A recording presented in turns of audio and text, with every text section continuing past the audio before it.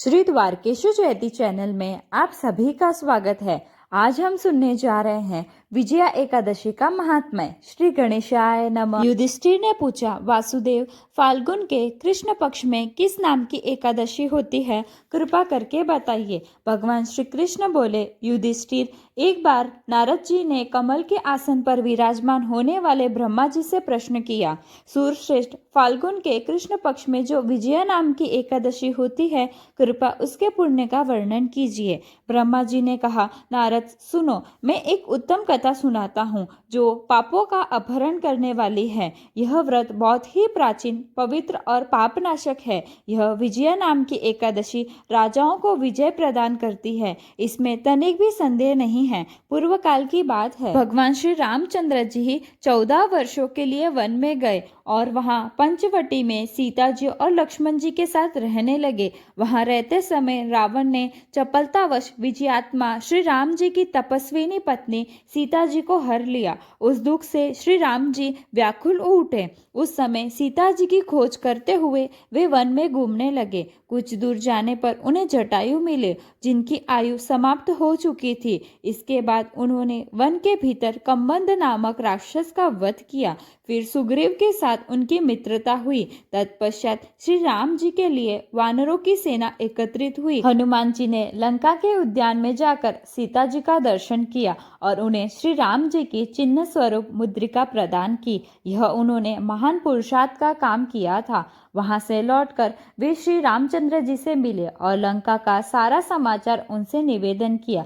हनुमान जी की बात सुनकर श्री राम जी ने सुग्रीव की अनुमति ले लंका को प्रस्थान करने का विचार किया और समुद्र के किनारे पहुंचकर उन्होंने लक्ष्मण जी से कहा, सुमित्रा नंदन, किस पुण्य से इस समुद्र को पार किया जा सकता है? यह अत्यंत घातक और भयंकर जल जंतुओं से भरा हुआ है। मुझे ऐसा कोई उपाय नहीं दिखाई देता जिससे इसको सुगमता से पार किया जा सके। लक्ष्मण जी बोले, महाराज, आप ही आदिदेव और पुराण पुरुष पुरुषोत्तम है। आपसे क्या छिपा है? यहाँ द्वीप के भीतर बगदालव्य नामक मुनि रहते हैं। यहाँ से आधे ओजन की दूरी पर उनका आश्रम है। रघुनंदन, उन प्राचीन मुनीश्वर के पास जाकर उन्हीं से इसका उपाय पूछिए। लक्ष्मण जी की यह अत्यंत सुंदर बात सुनकर श्री रामचंद्र जी महामुनि बगदालव्य से मिलने के लिए गए।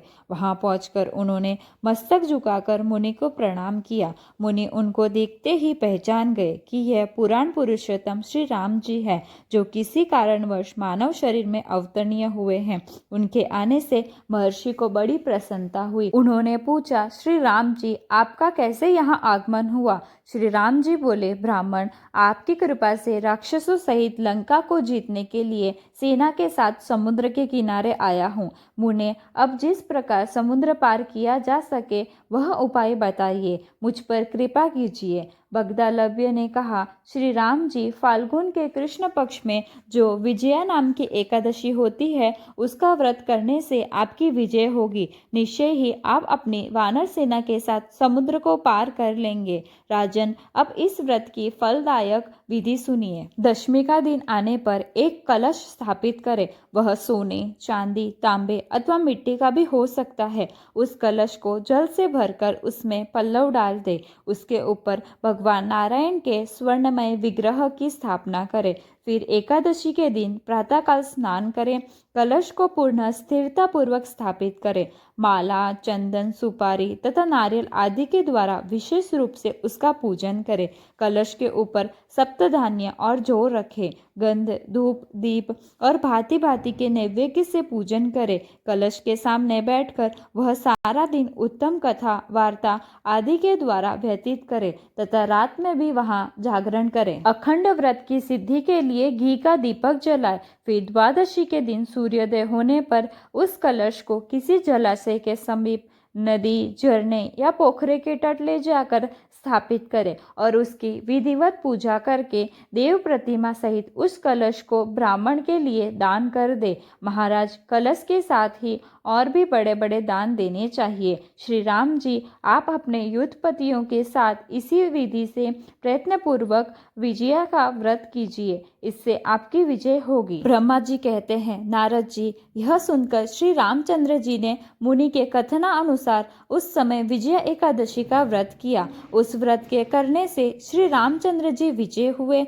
उन्होंने संग्राम में रावण को मारा, लंका पर विजय पाए और सीता जी को प्राप्त किया। बेटा, जो मनुष्य इस विधि से व्रत करते हैं उन्हें इस लोक में विजय प्राप्त होती है और उनका परलोक भी अक्षय बना रहता है। भगवान श्री कृष्ण कहते हैं, युधिष्ठिर, इस कारण विजया का व्रत करना चाहिए। इस प्रसंग को पढ़ने और सुनने से वाजपेयी यज्ञ का फल मिलता है। बोलो श्री कृष्ण कन्हैया लाल की जय। एकादशी मैया की जय।